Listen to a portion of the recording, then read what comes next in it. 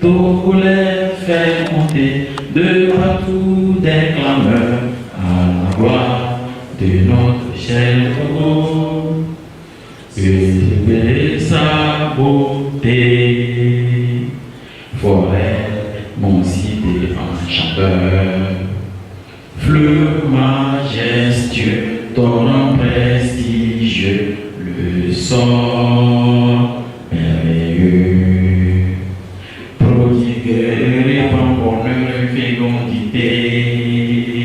Soyez bénis, Togo, soyez heureux, pays de nos aïeux. Bonsoir amis téléspectateurs, spectatrices. Bienvenue donc dans notre émission Sorcellerie Positive. Aujourd'hui, nous allons explorer le potentiel transformateur de deux mots, l'amour, le pardon, des valeurs profondément humaines, et nous allons découvrir comment elles peuvent donc guider nos vies vers la paix intérieure et la croissance spirituelle. L'amour et le pardon sont des forces puissantes qui ont donc le pouvoir de guérir les blessures émotionnelles, de favoriser des relations harmonieuses et de nous libérer donc du fardeau, du ressentiment et de la rancœur. Dans ce numéro de notre émission Sorcellerie Positive, nous allons nous plonger donc dans ces concepts universels et en apprendre davantage sur les différentes perspectives et expériences de nos invités qui partageront donc avec nous leur sagesse, leur histoire inspirante et des outils pratiques pour cultiver l'amour et le pardon dans notre vie quotidienne.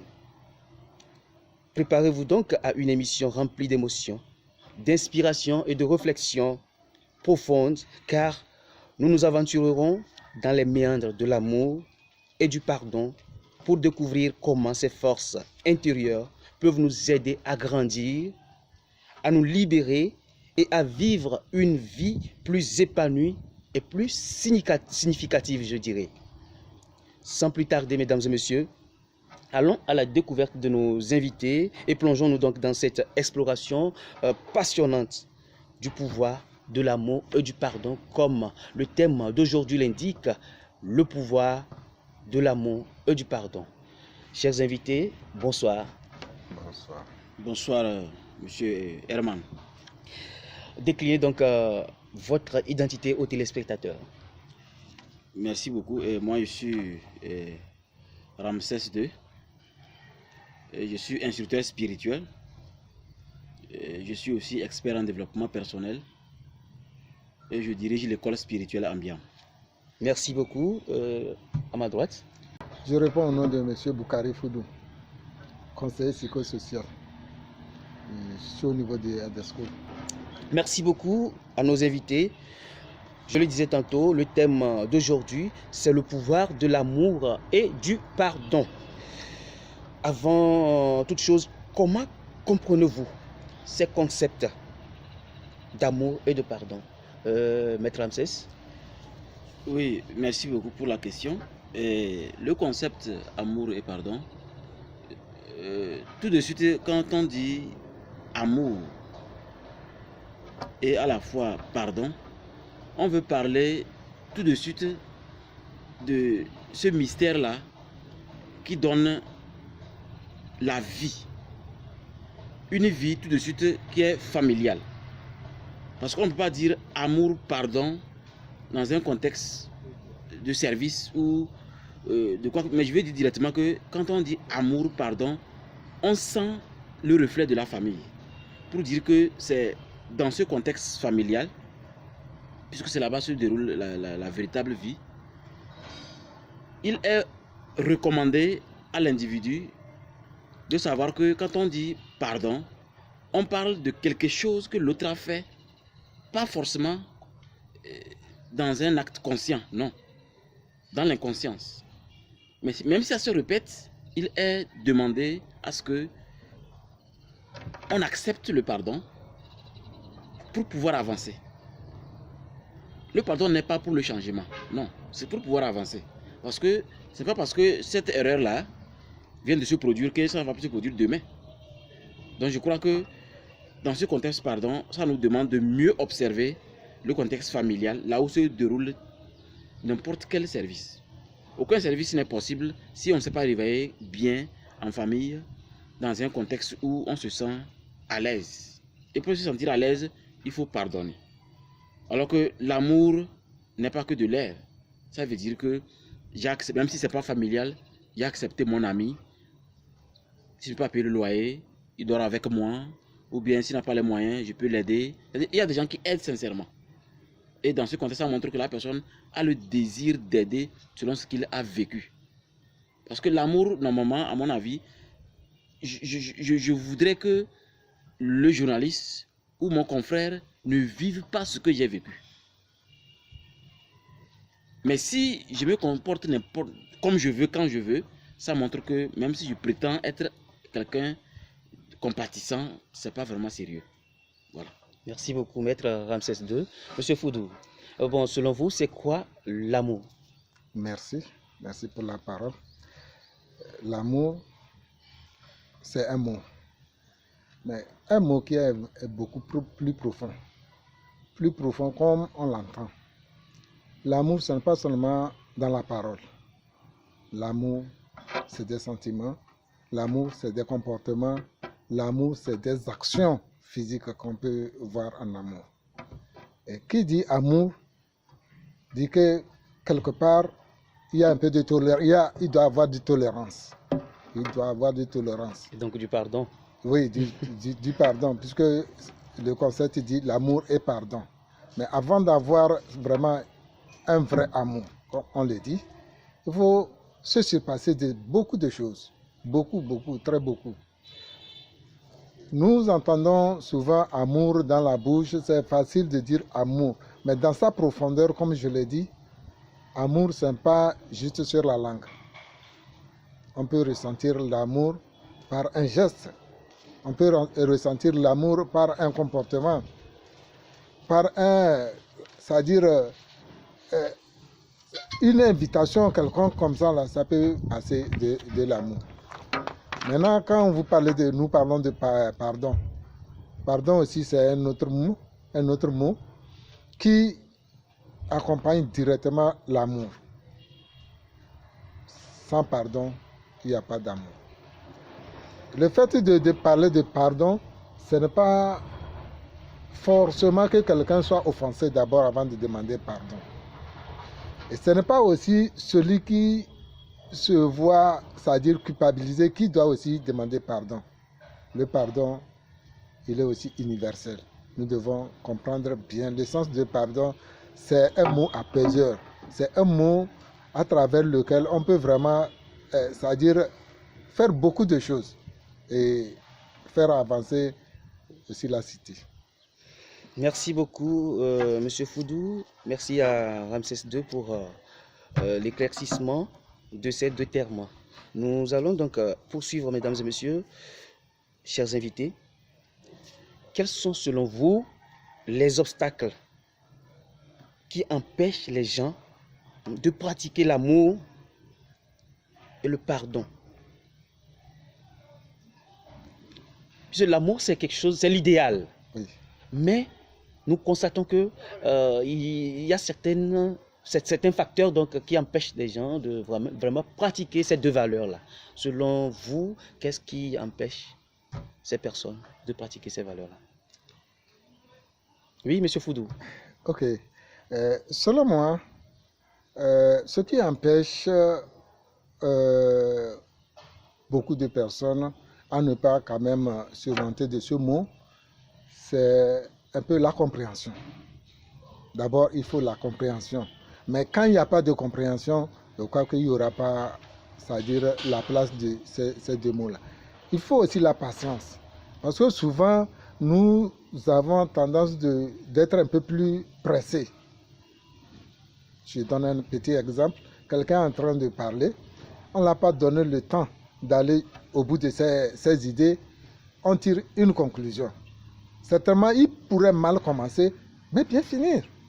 Alors s'il y a un peu de patience, qu'on le laisse le temps de s'exprimer jusqu'à aller au bout de ces idées, vous allez comprendre que c'est quelqu'un qui a commencé dans le cadre d'aller vers, c'est-à-dire un pardon, où c'est très profond, si bien que on ne peut pas tout de suite vraiment tout déballer. Hein? Avec c'est-à-dire la continuité, ça va venir. Merci beaucoup, M. Foudou. Maître Ramsès, je reviens vers vous avec la même question. Qu'est-ce qui empêche, quels sont les obstacles donc, qui empêchent les gens de pratiquer l'amour et le pardon, selon vous? Je crois que dans un premier temps, si on pouvait aussi au moins séparer ces deux choses, pour qu'au fur et à mesure on puisse bien développer. Mais je vais quand même m'aligner derrière mon confrère, parce que des fois vous allez voir qu'une personne, comme il a si bien dit, peut commencer, la personne prend la parole, et au lieu qu'on l'écoute jusqu'au bout, tout de suite, même c'est comme sur les réseaux sociaux, ça arrive qu'on regarde une vidéo, le début de la vidéo, on passe. Alors qu'à la fin, peut-être il y a des astuces ou bien il y a une morale que vous n'avez même pas, une connaissance que vous n'avez même pas. Donc pour dire que, à mon avis, d'une façon un peu plus subtile, la faiblesse humaine fait que l'individu, quand l'individu est confronté à un choix, c'est vrai qu'il arrive que, d'une façon même scientifique, c'est prouvé, hein, quand on est confronté à un choix, il a été prouvé que le cerveau préfère le chemin le plus court, c'est-à-dire la facilité. Donc cette facilité, elle est tellement ancrée dans la jeunesse, dans certains comportements que, au lieu de patienter, cette faiblesse humaine surgit et laisse la personne commencer à vouloir même extrapoler l'autre, ne pas le laisser finir ce qu'il a dit et surtout la finalité de ses idées. Donc je crois que dans un premier temps, il faut essayer d'être au-dessus de cette faiblesse, il faut d'abord accepter l'être humain comme imparfait. Nous ne devrions prendre rien comme acquis. Quand quelqu'un, même si c'est un petit qui a la parole, il faut l'écouter. Que ce soit en famille ou dans les associations ou au service n'importe où, il faut l'écouter avec une oreille objective, avec un verre à moitié plein et non à moitié vide. Mais si vous venez vous asseoir en tant que des fois un grand frère, hein, parmi les petits frères, et vous vous comportez comme si votre verre est déjà plein, vous connaissez trop, c'est justement ça qui retarde la jeunesse africaine. C'est ça qui retarde une personne qui veut vraiment réussir, mais il se rend compte qu'à un moment, il échoue toujours. C'est parce qu'à un moment, on se comporte comme si notre verre est déjà plein. Alors qu'en réalité, pour dire la vérité, sincèrement, même le plus grand calife, le plus grand imam, même le pape a un verre à moitié plein. Donc on a besoin plus d'humilité et l'acceptation de l'autre afin de profiter vraiment des vertus du pardon et du concept amour. Merci beaucoup. Sinon, j'allais le demander comment donc on peut surmonter tout ceci. Je vais parler de ces obstacles pour vraiment impliquer ces deux valeurs-là dans notre vie. Surmonter cela. Bon, je crois que j'ai un peu touché. Oui, c'est ce que je... Mais s'il faut tout de suite essayer de donner vraiment quelques clés qui permettent à l'individu de surmonter le pardon et ensuite l'amour. Alors que normalement, on pouvait même renverser pour dire que amour et pardon. Parce que amour, normalement, la définition, si on veut aller en profondeur, dans la subtilité du mot amour, ça nous oblige à accepter ce qui se passe aujourd'hui dans le monde. Des fois, on n'a pas le choix, on peut accepter. Est-ce qu'on peut dire, bon, je vais utiliser mon pouvoir pour prier, pour tuer Poutine? C'est pas possible. Il fait ce qu'il a à faire, donc on accepte ce qui se passe. Ça veut dire qu'il y aura toujours un supérieur. Mais par l'amour, ça purifie notre esprit. Ça nous ouvre des portes. Et on réfléchit mieux pour s'occuper de soi-même. Parce que quand on comprend que l'amour, c'est pour soi-même, là, on se rend compte qu'en réalité, un parent qui dit à son fils, tu es maudit, ce qui ne sait pas ce qu'on appelle papa. Un vrai parent ne maudit jamais ses enfants. Moi, mon père, je me rappelle, il est toujours là. On a fait beaucoup de bavures dans l'enfance. Des fois, quand il s'énerve, il frappe, ça me fait rire, il frappe des fois la table ou le mur. Parce que chez nous, ils disent que selon la destinée de notre arbre généalogique, on ne frappe pas avec la main comme ça, c'est pas bon. Parce qu'ils ont des... Vous savez que nos parents là, ils ont des pouvoirs traditionnels. Oui, je vois. Et ils ne maudissent jamais. Ils te disent seulement que, sache que ce que tu fais... En fait, c'est comme ce qui m'a conduit même dans la spiritualité. Que ce que tu fais te programme comme un ordinateur. Moi, je prenais ça comme de l'amusement. Que ce que je fais me programme comme un ordinateur. Donc imaginez quelqu'un qui arrive toujours à accepter l'autre, quelles que soient ses erreurs. Il arrive à se calmer, quel que soit, même s'il a doctorat, quand il est avec quelqu'un qui a CPD, il s'adapte. Donc cette personne, je crois qu'elle est vraiment sur le chemin de l'amour. Elle peut surmonter beaucoup d'obstacles parce que dans notre société, c'est plein. Tu veux un simple job, ce qu'on va même te dire, tu ne peux pas, ça va t'étonner. Tu veux simple relation dans une ONG, association, mais ce qu'on va te dire, ça va t'étonner. Ça montre que tout le monde a peur. J'ai toujours dit, c'est la faiblesse. La peur de son poste. La peur qu'on prenne ce que j'ai. La peur, la peur, la peur. Donc ça fait que l'individu, pour surmonter, je crois, à mon avis, l'individu a besoin de calmer. C'est vrai que la peur est naturelle, hein, mais on doit faire un effort pour faire face au taureau.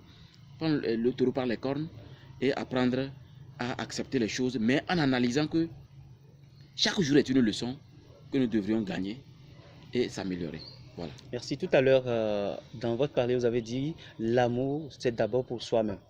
Alors, comment l'amour de soi est-il lié donc à notre capacité à aimer et à pardonner les autres? Oui, parce que, en fait, l'amour est un pouvoir en réalité. Hein. C'est un pouvoir. Mais sauf que ce pouvoir, ça n'a rien à voir avec le Créateur. L'amour contient deux vibrations. Je parle en tant qu'instructeur spirituel. Hein.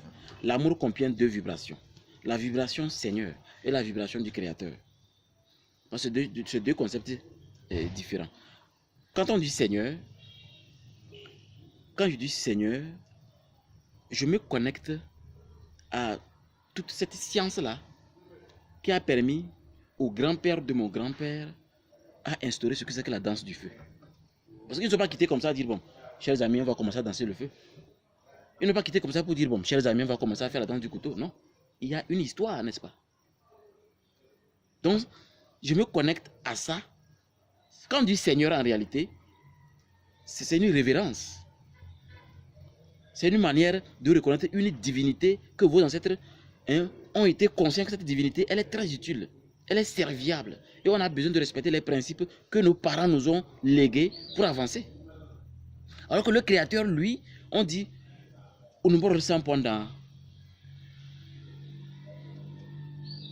c'est-à-dire, quand un musulman dit Allah, c'est différent de quand il dit Nassau. C'est vrai qu'on n'explique pas bien les enfants, mais c'est différent. Quand un enfant dit Nassau, c'est un pouvoir même écrasant qui dépasse le temps avant que Allah n'arrive. Parce que Nassau, c'est comme si le fait qu'il est né par une magie, cette magie va agir.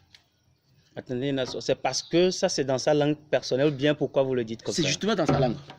Parce que dans sa langue, la personne est encore non seulement sérieuse, elle est divine, même si elle n'est pas consciente. C'est pourquoi, quand la personne grandit et un prêtre ou un imam lui propose une prière, c'est pas facile de s'en sortir. Mais si la différence entre Nassau et Allah, ou Dieu, ou Unumbor intervient, il peut facilement s'en sortir parce que ce concept, le concept Seigneur et Nassau, ça lui donne plus de pouvoir. Donc vous comprenez que ces deux valeurs forment l'amour. Parce que l'amour c'est pour soi. C'est pour que vous soyez à l'aise pour avancer. Si vous n'aimez pas, par exemple, il dit que mon frère là, imaginez que une fois je suis allé dans son service et bon, il y a eu une situation, je lui ai manqué du respect. On a tout fait, j'ai refusé. Il y a des gens qui refusent d'accepter ce qui s'est passé, qui refusent de pardonner, qui fait du bruit et ils partent. Voilà, maintenant on se rencontre aujourd'hui ici.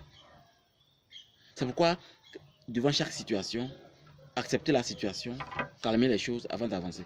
Mais si vous prenez la colère, vous dites que non, vous avez raison, c'est à lui de dire excuse. Déjà, quand on dit je veux qu'on me dise excuse, c'est un ego démesuré. On ne se rabaisse pas. Voilà. D'accord. En fait, la question, je veux que vous reveniez dessus. J'ai dit, comment est-ce que l'amour de soi, Oui. d'accord, est-il lié à notre capacité d'aimer les autres? Ah, ok. C'est ça la question. L'amour de soi. Oui. Au fait, quand on dit l'amour de soi, c'est ce qui fait que vous êtes vivant. C'est ce qui fait qu'on peut supporter. Il prend un exemple d'une femme. Si on peut supporter une femme par rapport à tout ce qui se passe, ça dépend de ce que nous avons vécu. Parce qu'on vient d'un père et d'une mère. Donc l'amour qu'on nous a légué, cet amour-là fait que on est obligé, on se sent obligé en réalité. Bon, ça dépend aussi, on doit le reconnaître, hein, ça dépend du niveau de conscience de l'individu. Il y a des gens qui ne vont jamais accepter pardonner, ça je le sais. Mais ils ne savent pas qu'ils se toxiquent eux-mêmes. Parce que la capacité de pardonner, normalement, c'est inné à nous. Parce qu'on a têté une femme. On a têté la maman. Et papa a fait beaucoup de choses pour qu'on soit là. Donc moi, je crois que c'est l'amour des parents qui est en nous, qu'on nous a donné un peu là, soit on a développé, ou d'autres ont carrément étouffé, n'arrivent pas à décider. La décision de pouvoir pardonner une personne, ou bien aller doucement avec quelqu'un ou quelqu'une, dépend de votre propre choix par rapport à ce que vous connaissez. Il y a des gens qui ne connaissent rien, mais croient qu'ils connaissent tellement. Par exemple, moi, je prends un exemple très simple. Je ne suis pas narcissique, hein, mais je m'aime tellement que quand on me manque de respect, je te dis les 4 vérités. Mais je ne vais jamais laisser qu'on se sépare sans avoir compris. On doit se comprendre. C'est de la même manière avec ma femme. Si on ne s'entend pas, à la fin on doit s'entendre parce que moi je sais que je protège quelque chose. Je protège mes enfants. Je protège mon foyer. Parce que je connais le rôle de la femme. Parce que la femme, elle n'a pas besoin de dire qu'elle déploie l'amour. Parce qu'elle est l'amour. Donc en la pardonnant malgré ce qu'elle a fait, en acceptant d'être avec elle, je puise ce pouvoir d'amour-là en elle. Et j'ai l'effort d'être meilleur dans la société. Donc c'est ce contour-là qu'il faut pour pouvoir pardonner les autres. Merci beaucoup. Monsieur Foudou, Oui. La même question, hein, comment l'amour de soi est-il donc lié à notre capacité à aimer et à pardonner les autres? Okay. Selon moi, l'amour, avant d'aller pardonner une personne, c'est qu'il faut quand même avoir, c'est-à-dire une pensée positive. Il faut avoir une pensée positive. Et avant d'accepter aussi une personne, il faut aussi avoir une pensée positive. Il faut apprendre, il faut vraiment apprendre à transformer des problèmes en opportunités avant de pouvoir surmonter des problèmes et aller pardonner. Mon confrère a vraiment parlé, il a donné suffisamment d'exemples. Je ne vais pas aller vers lui. Tout le monde, selon moi, je sais que l'amour, ça grandit.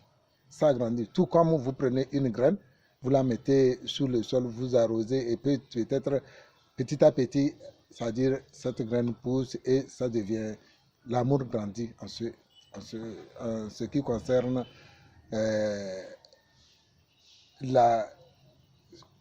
comment je vais dire, le contexte dans lequel nous sommes. Oui. Oui. Parce qu'il faut vraiment cadrer les choses. Nous ne sommes pas ici pour vraiment définir des mots. C'est juste pour vraiment, c'est-à-dire expliquer comment on ressent. Comment on ressent. Ça grandit. Et je disais tantôt qu'il faut savoir transformer des problèmes en opportunités avant d'aller jusqu'au pardon. Je prends un petit exemple de 2 enfants dont l'autre a cassé le crayon de son second. C'est déjà un problème posé. Maintenant, celui qui a cassé ce crayon a des soucis. Comment je vais faire? Celui-là, qu'on a cassé son crayon, a aussi des soucis. On m'a vraiment abîmé ma chose. Maintenant, si celui qui a cassé reconnaît avoir, c'est-à-dire, cette reconnaissance déjà, c'est-à-dire, ça fait un pas vers un pardon. Et maintenant, celui qui accepte ce pardon, ça aussi, ça fait, c'est-à-dire, l'amour, ça fait un pas vers l'amour. Et celui-là qui a eu son crayon cassé, s'il prend vraiment conscience, un peu de courage, un peu calmement, il va trouver que, tout à l'heure, j'ai dit de pouvoir d'apprendre à transformer des problèmes en opportunités. Son crayon est divisé en deux. S'il le taille, c'est-à-dire les deux morceaux, vous allez voir qu'il va se retrouver avec 3 crayons, 3 bouts de crayon. Puisque celui-là, il a un petit gomme, une petite gomme là-bas, il le taille, il peut l'utiliser. Celui-là qui est cassé là, il peut le tailler de deux sens là. Vous voyez qu'il a...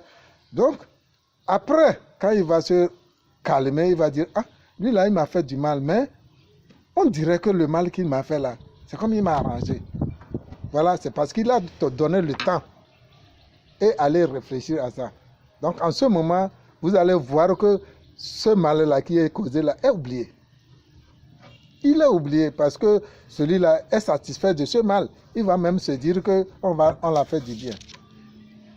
Donc, quand on va parler aussi du pardon et surmonter les trucs de pardon, je pense qu'il va falloir un peu de temps. On ne doit pas réagir lorsqu'il y a un problème. Il faut donner le temps.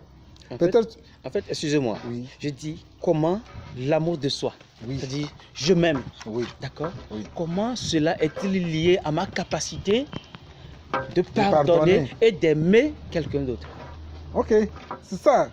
En temps normal, on a dit aime-toi comme aime ton prochain comme l'autre. Ce que tu ne veux pas qu'on te fasse, si tu comprends comme ça que tu ne veux pas qu'on te fasse ça là, comprends en même temps que ton prochain, il ne faut pas le faire ça. Ça, c'est la capacité. C'est la capacité de comprendre que moi, je n'aime pas ça. Et si toi, tu n'aimes pas ça, nous sommes tous les humains. Et que c'est les mêmes, nous avons les mêmes veines et les mêmes liquides biologiques qui coulent dans nos veines. Maintenant, comment ça, vous voulez accepter que moi, j'accepte qu'on ne me fasse pas ça, mais je veux faire ça à l'autre. Vous comprenez, non? Okay. Donc, c'est ça qui va faire que quand tu vas comprendre que si ce que je ne veux pas qu'on me fasse, je ne vais pas le faire à mon prochain. Ça veut dire que, c'est-à-dire, j'ai pensé à moi et en même temps, ce que je pense à moi, positivement, je le pense également à mon ami ou à mon confrère. Merci beaucoup. Aime ton prochain comme toi-même. Mesdames et messieurs, chers téléspectateurs, nous allons marquer une pause et on vous revient juste après ceci.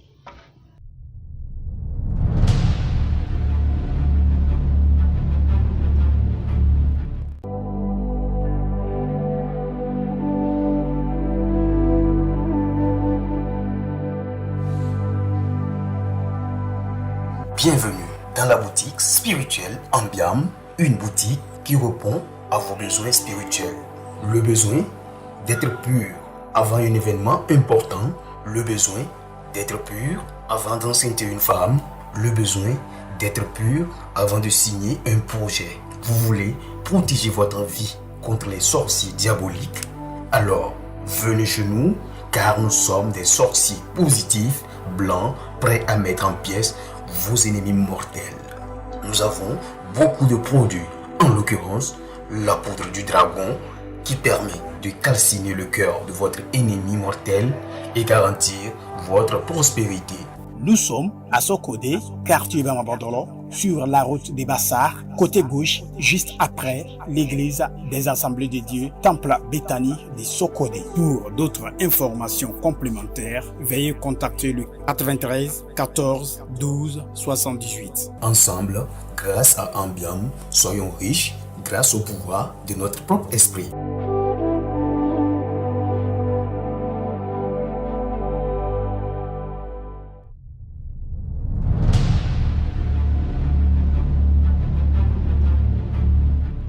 Nous voilà de retour sur ce plateau, chers amis. Nous sommes là avec deux invités donc, qui, ce soir, partagent avec nous des outils pratiques pour cultiver l'amour et le pardon dans notre propre vie. Le thème, c'est le pouvoir de l'amour et du pardon. Nous allons poursuivre donc avec Maître Ramsès II. Donc, Maître, s'il faut donner un conseil pour cultiver l'amour de soi sain et durable, qu'est-ce que vous direz? Autrement dit, comment l'on peut-il cultiver l'amour de soi sain et durable? Je crois que là-bas, l'amour de soi sain et durable, c'est tellement direct que l'individu doit savoir que l'amour de soi est d'ailleurs le seul pouvoir qui permet à un individu d'accomplir sa mission, ou si vous voulez, d'achever un projet qui le tient à cœur. Donc, vous devez retourner et faire un inventaire de vous-même. Si vous avez une famille, de quelle manière vous gérez la famille? Si vous avez des frères et sœurs, vous vous entendez de quelle manière? Si vos parents sont toujours en vie, il y a quel genre de communication? S'ils sont déjà décédés, il y a quel genre de... Parce que tout ceci, ça joue. Il ne faut pas confondre du fait que vous devez vous occuper de vous-même et prendre le temps, soi-disant, vous êtes compatissant, donc du coup, vous vous occupez des frères, petites sœurs et les enfants souffrent. Pour que chacun comprenne que la famille est importante, je prends l'exemple de la famille, pour que chacun puisse faire les analogies à la fin, pour prendre famille comme par exemple entreprise de menuiserie ou mécanique. Prenons la famille. L'homme est le pilier de la maison. Nous le savons. Et quand on dit pilier de la maison, c'est pour dire juste à la femme que elle doit se calmer devant les choix de son mari. C'est vrai que elles ont une manière d'être, des fois directe, des fois sournoise. Ça fait partie de la vie de l'homme, parce que l'homme aime des défis. L'homme aime sentir qu'il y a un défi qu'il est confronté. Et c'est ce qui fait qu'il se bat. D'ailleurs, c'est la seule chose qui fait que l'homme se bat et finit par réussir. Mais la femme doit savoir que, je l'ai toujours dit, hein, en famille, celle qui perd en réalité, du point de vue de la société, celle qui perd, c'est la femme. Je vous explique. Imaginez que votre femme dit, non, il ne prend pas troisième femme. Elle continue, non, ne prend pas troisième femme. Non, ne prend pas troisième femme. Et il y a toujours des disputes comme ça, comme ça. À un moment, vous avez laissé tomber la troisième femme. Et vous avez les deux femmes. Mais les choses ne se résolvent pas toujours. Il y a toujours des problèmes. Parce que la femme, elle a des idées des fois, je dis des fois courtes. Parce qu'elle ne voit pas plus loin. Elle veut tout de suite une résolution. Mais elle a ignoré que si l'homme est fatigué du comportement de la femme, l'homme finira par être secrètement marié ailleurs. Du coup, l'argent qu'il fallait amener en famille ne vient plus comme il se doit. Ce serait mietté. Ce serait mietté. Les enfants vont commencer, on sent une petite souffrance, ça ne va pas, il y a des factures des fois qui ne sont pas réglées. Et à un moment, les disputes s'augmentent. Jusqu'à ce que l'homme est fatigué, l'homme a dit bon, il faut le divorce parce que moi je suis fatigué. Et imaginez que le divorce là a eu lieu. Et selon la justice togolaise, bon je ne sais pas si c'est partout, il faut minimum 7 ans pour que l'enfant puisse quitter la maman. Voilà que les enfants n'ont pas encore 7 ans. Et il y a 2 enfants, 6 ans et peut-être 3 ans. Donc la justice dit bon, dans ce cas, madame, les enfants ont besoin de votre affection. Les enfants doivent avoir 7 ans avant de rejoindre le monsieur. Tu gardes les enfants. Le monsieur va essayer de voir. Bon, monsieur, vous gagnez combien? Il dit au juge. Le juge dit ok, d'accord. Si tu gagnes tel, on divise par 3. Le 1 tiers tu donnes à la dame pour les soins des enfants, tout. Et l'homme, la femme va remarquer que l'homme a toujours donné le 1 tiers que le juge a dit. Mais l'homme n'est plus là. Elle va commencer à maigrir. Elle va commencer à avoir toutes les idées possibles. Donc, imaginons que ça ne s'est pas produit ainsi, mais c'est elle qui est partie. Elle va aller quelque part voir la même chose parce que il est inutile de quitter un homme qui t'a trahi pour aller vers un homme qui va prendre plusieurs femmes. C'est pour dire que celle qui est impactée le plus, quand la femme change, premier homme, deuxième homme, troisième homme, elle devient difficile dans la société. On l'étiquette comme une femme qui n'est pas vivable. Oui. Mais l'homme peut changer comme il veut, la société s'en fout. C'est la société du 21e siècle, on n'a pas le choix. Donc c'est pour dire qu'il y a des choses qui nous obligent, que chacun se calme. Ça s'appelle rapport de force. Le rapport de force au foyer est clair. La femme peut être diplômée ou peut être ménagère, elle ne doit jamais vouloir orienter l'homme. Je l'ai toujours dit, hein, il arrive qu'au début de la jeunesse, en classe on s'est vu, après on a abandonné, on fait des petits miettes, donc on parle bien. Attention, l'homme ne doit pas trop parler à la femme de ses problèmes. Ça crée chez la femme un complexe de supériorité. Le jour où l'homme va vouloir s'extirper, c'est grave. Ça va être très dur. Donc, imaginez cela et comparez à une entreprise. Le chef est là, mais l'adjoint contrôle le chef. Qu'est-ce qui va se passer? C'est la catastrophe un jour. C'est vrai que même s'il est habile, c'est la catastrophe un jour. Donc je crois que on doit faire attention sur le concept de soi-même. Parce que c'est au-dedans de nous. C'est en travaillant sur nous-mêmes, en développant nos capacités à bien cerner nos émotions, nos 4 différentes émotions et tempéraments, que nous allons finir par accepter que voici la réalité, mais voici ce qui nous oblige à être ensemble. L'amour d'accepter l'autre. Mais attention, c'est pas parce que on s'aime qu'on est de la même, on est même. Peut-être que moi je sais faire les tables, mais toi tu ne sais faire que des tabourets. Donc je crois que si on voit les choses ainsi dans la société, les choses vont se calmer. Mais sauf que la plupart des personnes se comportent comme les femmes. Comment ça? C'est-à-dire comme la femme a fait au début du foyer. Et malheureusement, voici les choses sont produites. Et celles-là, les femmes qui font ça, à la fin se rendent compte toujours qu'elles ne gagnent rien en fin de compte. Jusqu'à ce que tu acceptes que l'homme fasse ce qu'il a à faire. Parce que quand l'homme a beaucoup de responsabilités, il travaille beaucoup. Oui. Il ne va pas se réveiller mais à 8 heures. Il y a des hommes qui se réveillent déjà à 4 heures, 5 heures.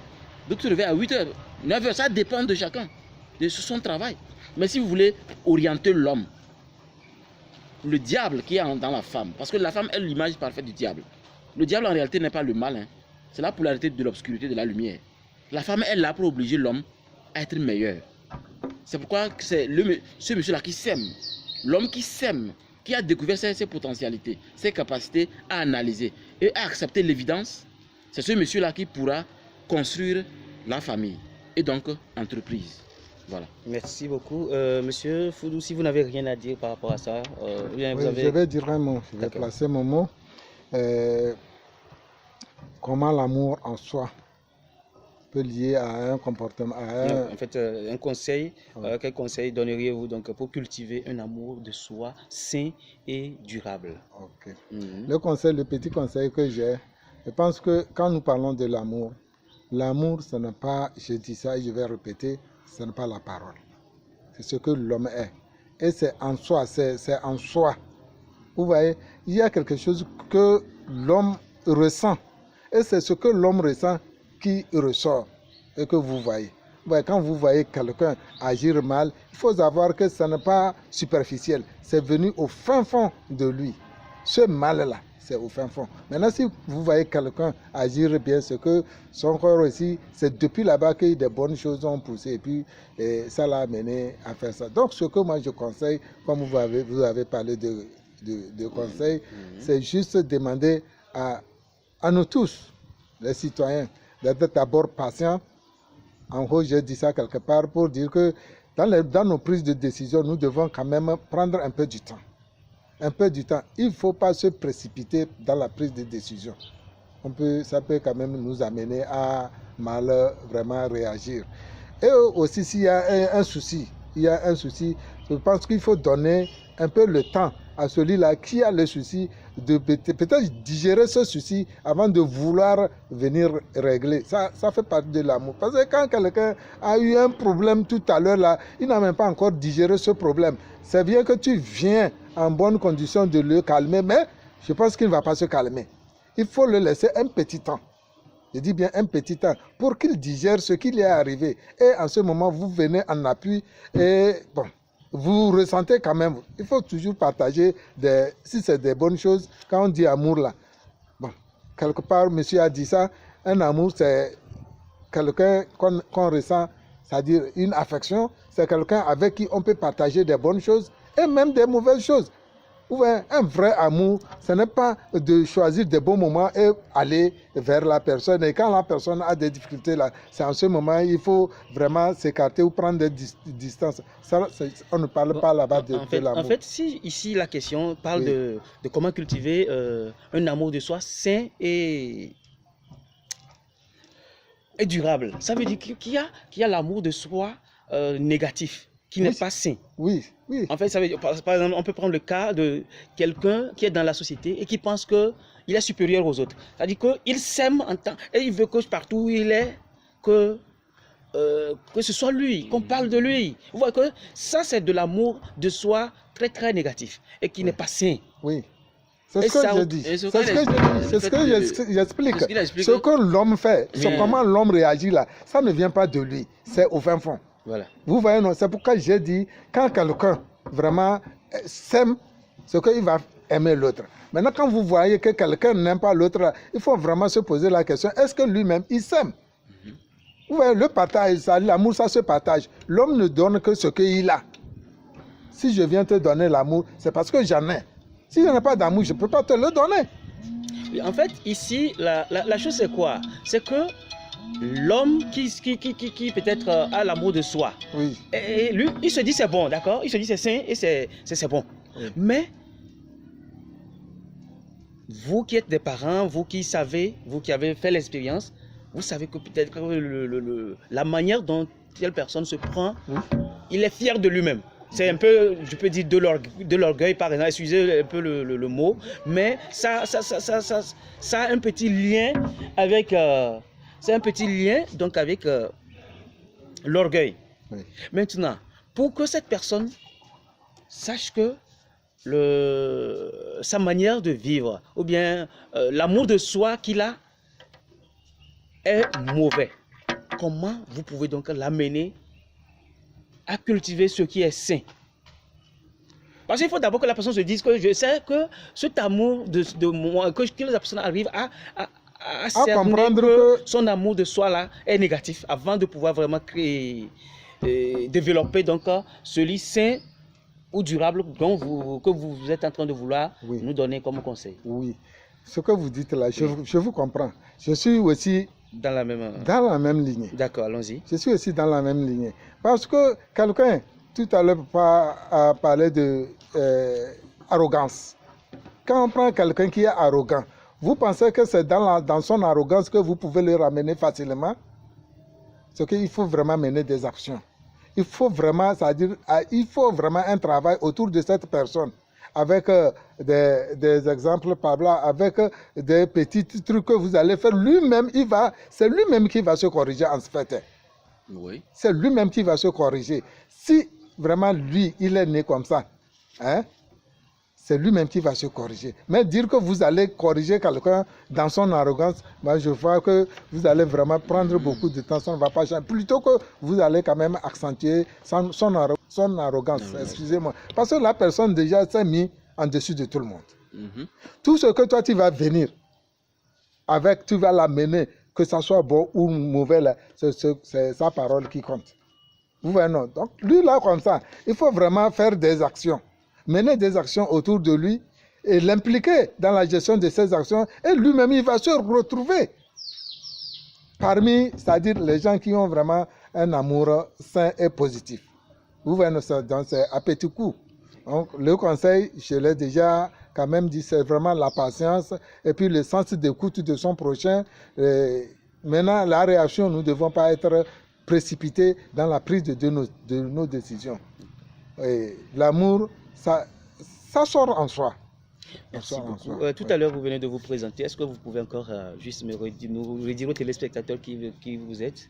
Je suis conseiller psychosocial au niveau de l'ONG ADESCO. Je ne réponds pas si au niveau de, c'est-à-dire dans le compte du service, mais en tant que personne, société, ressources, société civile. Merci beaucoup. Vous êtes conseiller psychosocial. Dites-nous quels sont donc les bienfaits psychologiques et émotionnels donc, du pardon, tant pour la personne qui pardonne que pour celle qui est pardonnée. Ça, les bienfaits sont énormes. D'abord, il faut parler. Ça soigne. Ça soigne. C'est un élément traiteur. Ça traite une personne. Quelqu'un qui a des problèmes, des ennuis, des inquiétudes. Quand il trouve la solution à ces inquiétudes, vous allez voir qu'il est soulagé. C'est comme on a soulevé un fardeau sur lui. Donc, il se sent libéré. Qui se sent libéré se sent vraiment, c'est-à-dire à l'aise. Et il retrouve sa santé. Ces sensations qu'il avait déjà, c'est-à-dire perdues, il revient. La confiance en soi, la confiance de vivre, c'est-à-dire le courage de poursuivre ses activités vont revenir. Ou bien ses actions.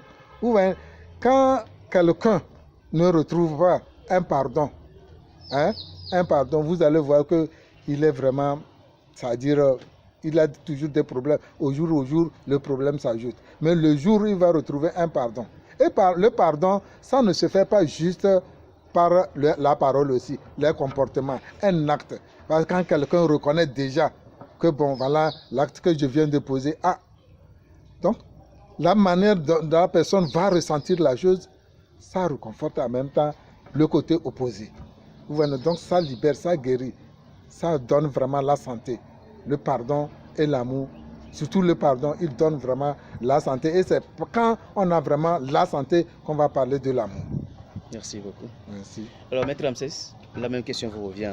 Quels sont donc les bienfaits psychologiques et émotionnels donc, du pardon, tant pour la personne qui le fait, c'est-à-dire qui demande pardon, et que pour celle qui est pardonnée? Oui, les bienfaits psychologiques, en tant qu'instructeur spirituel, moi je dirais plutôt que il faudrait que l'individu sache que c'est d'abord très important de pouvoir pardonner. Parce que c'est à partir de là que vous allez sentir vraiment le rôle de l'amour que vous avez pour vous-même. L'amour que vous avez pour vous-même, chaque individu a envie de laisser une parcelle de cet amour-là dans ses enfants avant de partir. C'est la raison pour laquelle il faut que l'individu se concentre sur ce qu'il ne voit pas. Un exemple. Imaginez que je suis face à une situation où je dois forcément avoir un résultat. Et dans ce processus, une situation s'est produite. Et je suis tombé dans le coma. Voilà maintenant,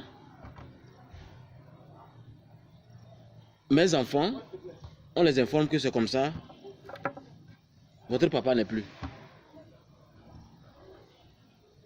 Et lors des funérailles, lors du fameux discours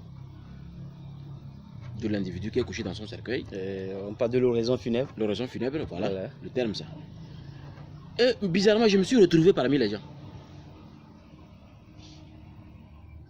Je dis bizarrement, hein, Oui. parce que selon l'idée collective, c'est bizarrement. Mais en réalité, chaque individu est présent à ces funérailles. Maintenant, j'écoute ce qu'on dit sur moi. Puisque je ne peux plus parler. Oui. Un membre de mon association parle. Un membre de mon ONG parle. Un membre de mon service parle. Ton église. Mon église parle. De ma mosquée parle.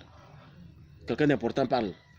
Et un enfant le plus âgé, puisque mon enfant le plus âgé avait fait ce PD, et il prend la dernière parole pour expliquer sur lui ce que c'est que papa et ce que papa a fait. Imaginez que tout ce qu'ils ont dit là, ça ne me plaît pas. Ce n'est pas ce que je voulais. Je peux changer? Non, je suis déjà parti. Déjà dit. C'est pourquoi c'est de notre vivant qu'on doit préparer ce qui doit être dit. On ne sera plus là. C'est pourquoi il faut accepter de se sacrifier et de pardonner pour que les autres soient étonnés que tu as pu pardonner l'impardonnable. Si le Créateur devait apparaître un jour miraculeusement, d'une façon miraculeuse, s'il devrait, ça ne serait que devant un individu qui a pu pardonner l'impardonnable. Donc que chaque individu, chaque personne, les jeunes surtout, vous qui nous écoutez, vous voulez réussir votre vie, sachez que chacun a quelque chose à laisser. Que la réincarnation existe ou pas, sachez que vous laissez quelque chose. Maintenant, ce que vous voulez qu'on dise sur vous, c'est maintenant. C'est pourquoi moi je me comporte exactement comme ce que je déclare chaque jour. Je ne peux pas valoriser un couple et j'ignore mes enfants et ma femme. Je ne peux pas être au service très utile à mon bureau, mes enfants sont tarés. Je ne peux pas avoir une voiture, mes enfants sont dans école publique, ce n'est pas bien. Je ne peux pas, chaque jour je prends une bière, même si j'ai vélo, chaque jour je prends une bière et le sac de mon enfant, c'est le sac du riz qu'il amène à l'école. C'est pas bien. Ça montre que l'individu n'est pas conscient de ce que c'est que l'amour de soi. C'est une parcelle que nous avons récupérée depuis le grand-père de notre père, et que nous devons transmettre à nos enfants, qui vont un jour dire, papa, voici ce que papa, voici ce que papa. Mais si vous avez ignoré ça, je vous le rappelle aujourd'hui. Donc je crois que si l'individu a cette capacité de voir que, mais, qu'est-ce que je veux qu'on dise quand je ne serai plus là, vous êtes obligé de commencer à vous comporter bien. Parce que la plupart ignorent cette dimension. Et partout où ces personnes passent, c'est le chaos. Que ce soit l'homme ou la femme, partout où ces personnes passent, c'est le chaos. Mais moi, j'aime agir comme je le dis. Je ne peux pas dire que voici comment il faut se comporter. Et l'éducation là, je ne la donne pas à mes enfants. Je ne concède pas ma femme. Pour moi, ma femme, c'est une déesse. À la maison, moi, je l'appelle déesse. Parce que je sais que ce qui a créé ce monde dans lequel nous sommes, ce n'est pas forcément un homme barbu. Mais peut-être un homme barbu avec une femme barbue. D'accord.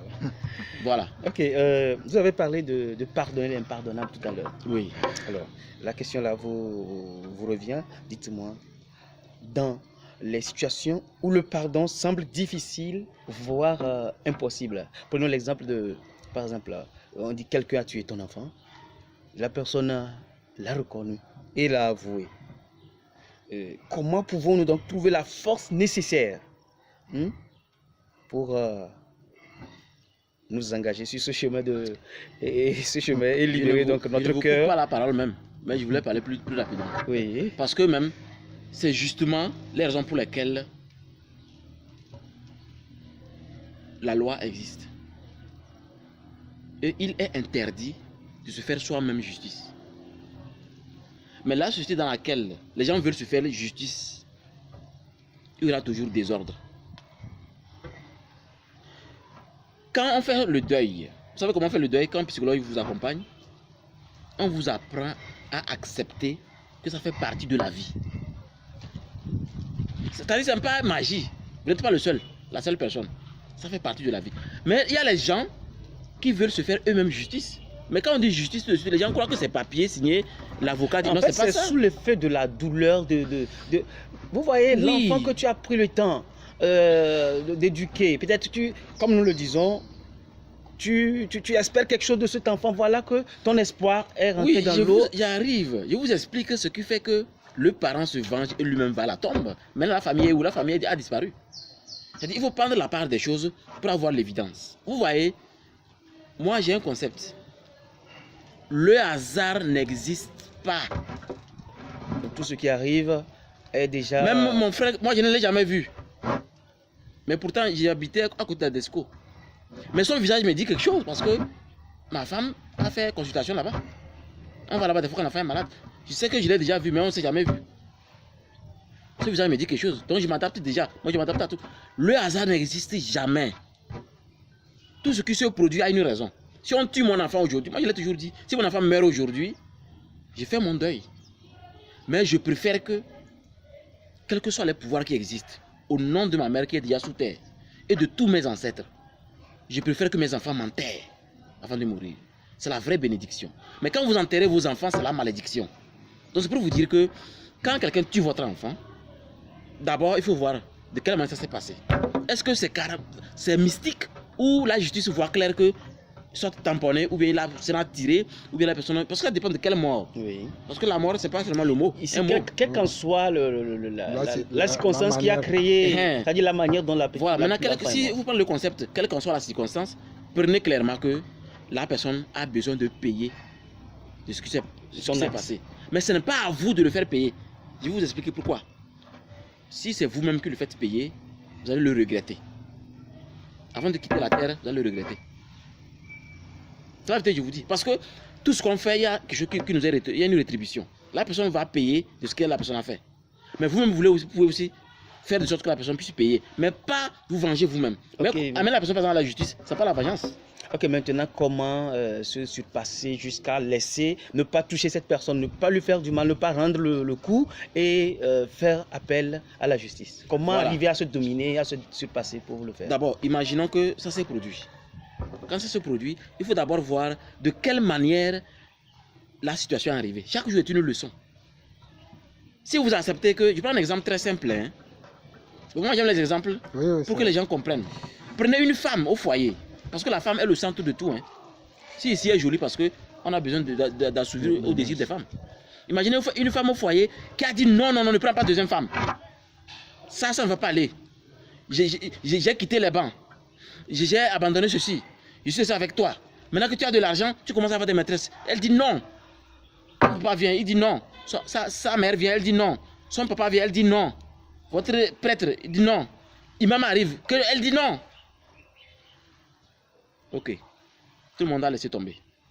Et entre au foyer, l'homme essaie de faire table rase, se calmer. Mais vous savez que l'homme, quand l'homme voit quelque chose qu'il a besoin, il arrive à l'avoir toujours. Hein. Quand l'homme voit une femme qu'il a besoin, il doit la goûter pour se calmer. Mais si toi, femme, tu continues de bloquer l'homme dans ce sens, tu vas te créer beaucoup de problèmes. L'homme est prêt à garder sa vie pour que ses enfants meurent.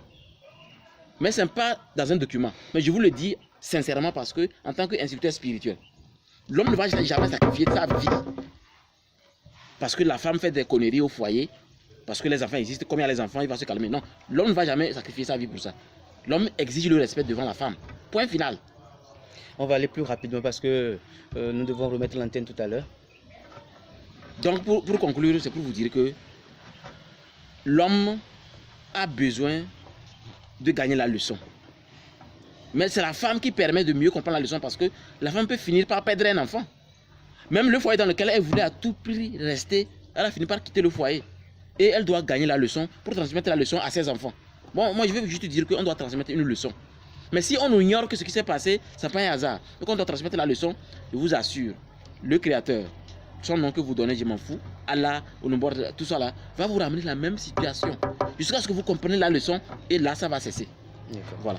Merci beaucoup, maître. Je pense que nous sommes presque arrivés à la fin de cette émission. Monsieur Foudou, dites-nous, est-il possible de pardonner sans oublier?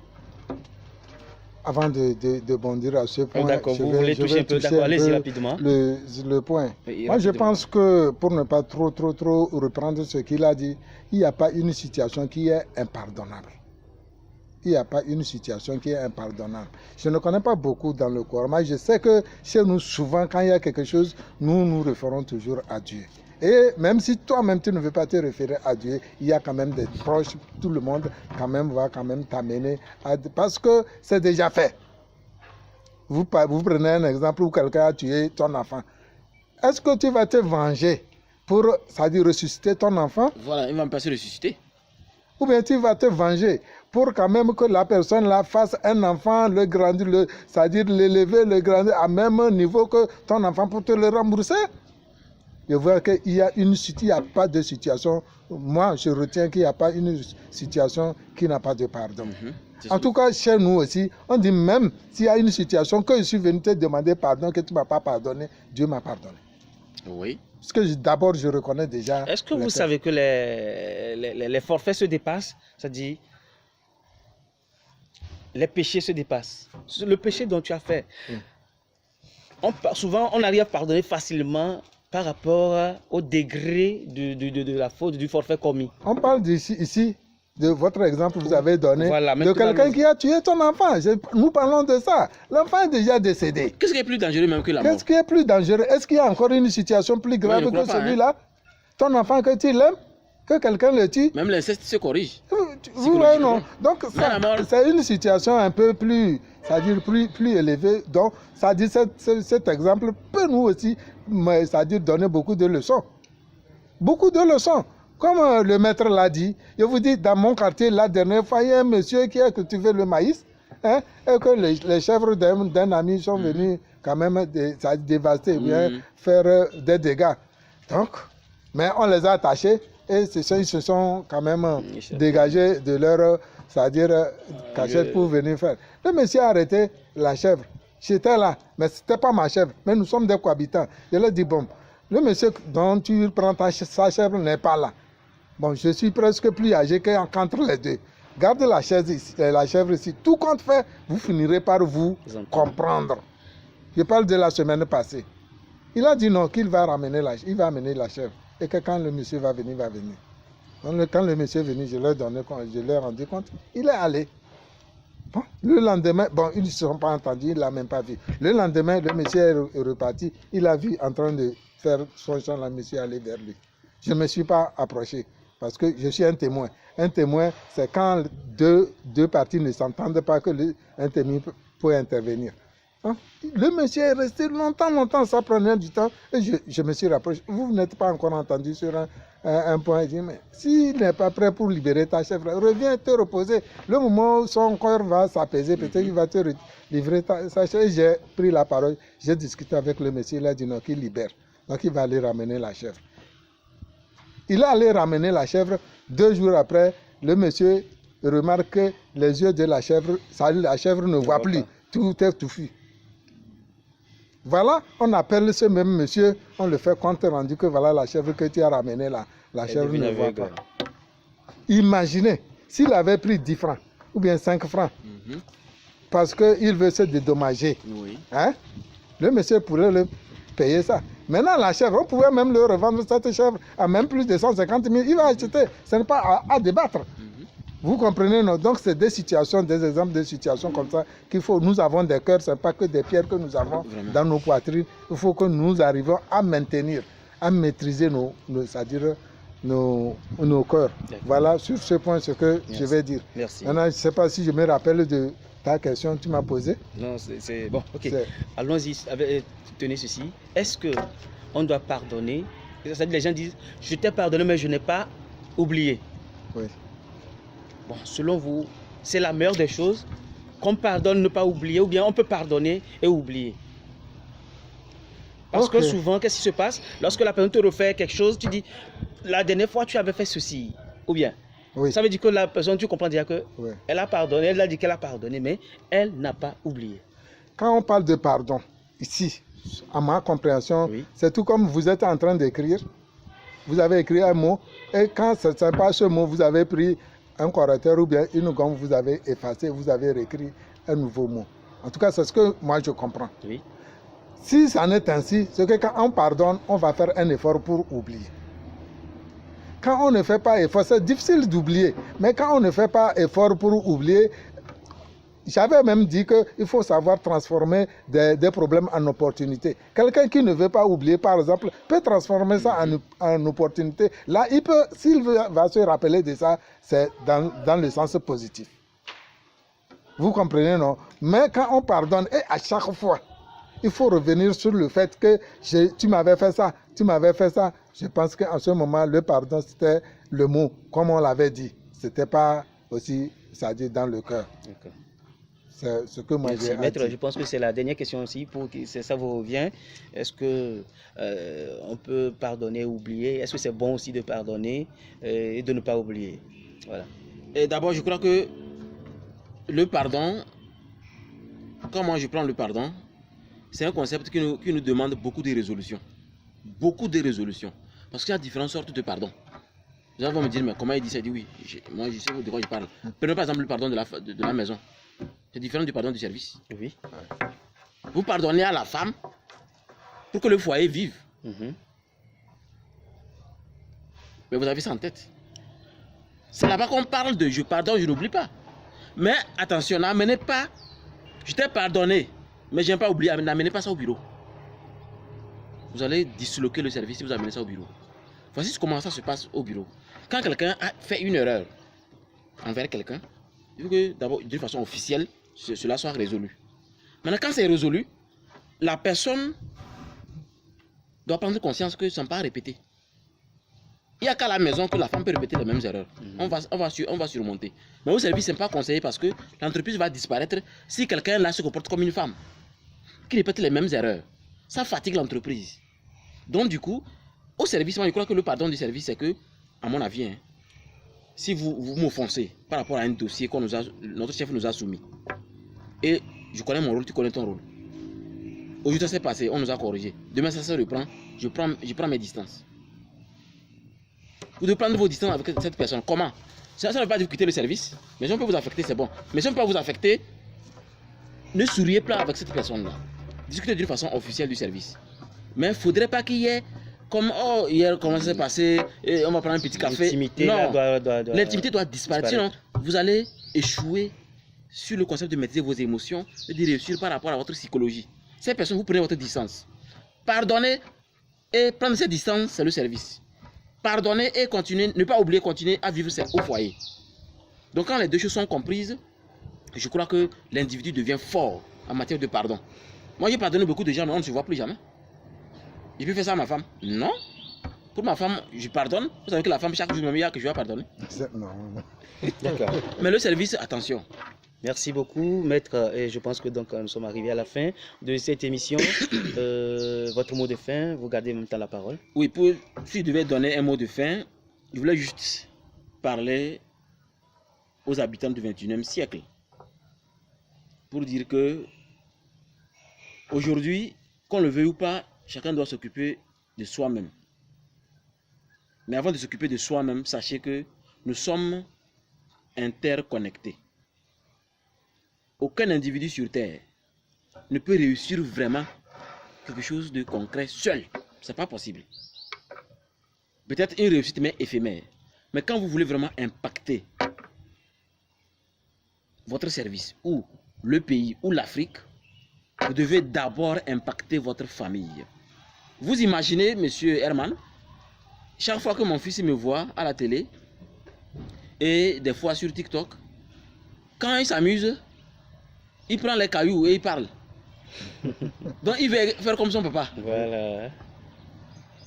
Alors que moi, je ne suis l'image que de mon papa, qui me parlait trop en énigme. Donc pour vous dire tout simplement que nous avons plus à faire sur nous-mêmes. Ce que nous on appelle dans notre jargon spirituel, le point vers la périphérie. C'est ça la vraie magie. C'est ça la véritable réussite. Je vous remercie. Merci beaucoup. Monsieur Fodou, votre mot de fin, s'il vous plaît. Bon, merci beaucoup pour mon mot de fin. Je pense que je vais laisser des conseils. Des conseils, nous sommes en train de vivre ce que nos parents nous ont légué. Il faut que la jeunesse d'aujourd'hui se conscientise un peu plus. Quand nous parlons par rapport au concept dont nous avons parlé, amour et pardon, il faut que nos jeunes d'aujourd'hui apprennent vraiment à se comporter en responsable. Ils n'ont qu'à se comporter en responsable. C'est-à-dire apprendre à pardonner, apprendre vraiment à s'aimer, apprendre à apprendre beaucoup de choses de soi, et que la vie c'est une complémentarité. C'est une roue qui tourne. Cette roue, qu'il soit négatif ou positif, vous allez vous retrouver là-bas.